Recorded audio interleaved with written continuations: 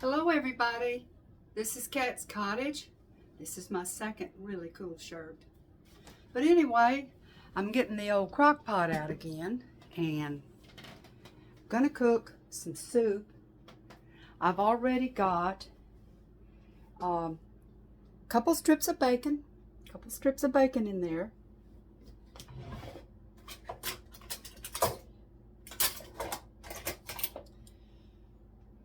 Couple strips of bacon and some onion already cut up in there.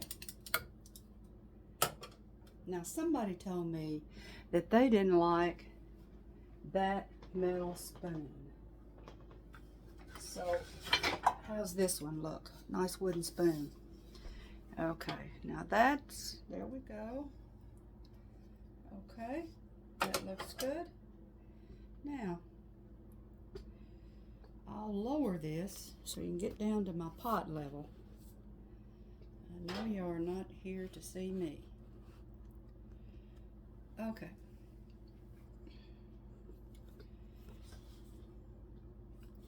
Now what I'm going to put in the pot is salt. This is sea salt. I like sea salt. Pepper. Like lots of pepper. Okay. Now my next will be, it's already set on high. And I'm doing this because I think I'm going to go somewhere and I don't want to have to stay here and babysit this pot. Okay. Now, I've already pre-cut the carrots. Now you would cut the carrots, you would cut them thick if they're gonna be in there early on. You would cut them thin, and you'd cut all your potatoes thin and everything, so they'd all cook even at the same time. Now these are kind of a little bit of both. And I didn't let y'all see me cut them up. I didn't want you to get upset.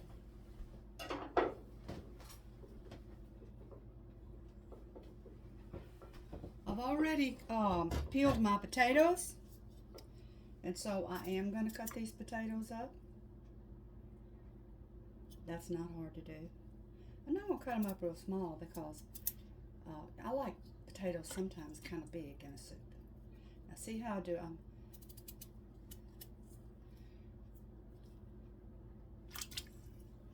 It's how my mama cooked them. It's how my mama cut them up. And that's how I did them in the kitchen. We didn't have a cutting board.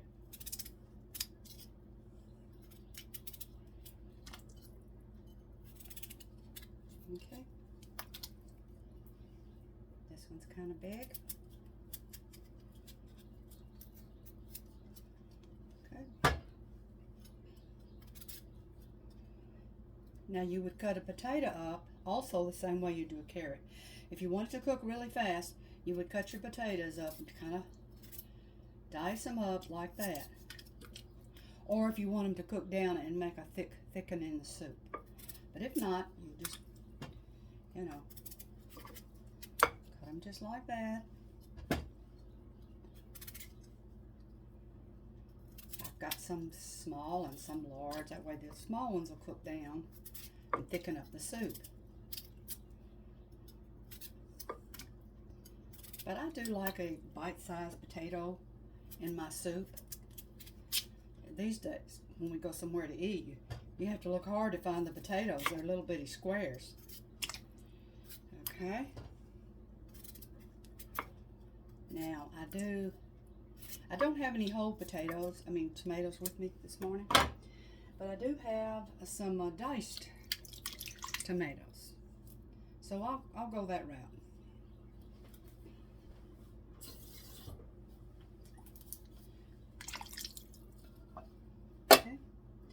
And then I have tomato sauce. I want some sauce in there. I want some tomato. I don't want my soup clear. Now you can make soup. Whoa, if you want it clear, you can make some soup clear. have some leftover string beans from last night. Okay. And I'm going to go ahead and open another can of string beans. You know, these cans aren't very wide anymore. They're really skinny, and you don't get as much as you used to. So, here we go. That's a French cut. They'll cook down. They'll cook down in a way. Okay, here we go. Most of that'll cook down. If you got some vegetables frozen, you can add that. I'm just adding a lot for flavoring. I'm just adding a lot because I don't have expensive meat in there of any kind. Those bacon strips is probably about the cheapest way you can get meat to flavor, because even that other meat that everybody always uses to flavor soup is over the top.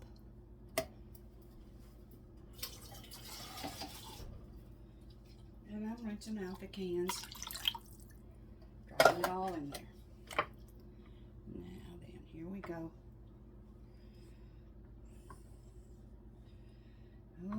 Okay, now that's a little bit fuller than I want, so here's what I'm going to do. Set the camera back down. I'm going to take a coffee cup, and on the edge, I'm going to drain some of that out just for safety. I'm not taking any vegetable. Okay, now that's what I need to do right there. I'm going to set that down. Now I'll put it back. I'll put it back when I need to. So here we go, and this is going to be, now be careful on that salt. I like a lot of salt and pepper, but potatoes have salt in them. And these cans here, they have salt in them. So you have to be kind of careful and kind of taste it as you go along. Okay, so I'm going to set the camera back down. And that's about all that I have: carrots, potatoes, and a few things in some cans. I don't have a lot of other vegetables. But anyway, I'm going to put the lid on, and I'm going to watch it. If it starts to boil, if it starts to get like it's going to come out, I'm going to get some more of that out, get some more of that liquid out. So I'm going to put this over, get it going,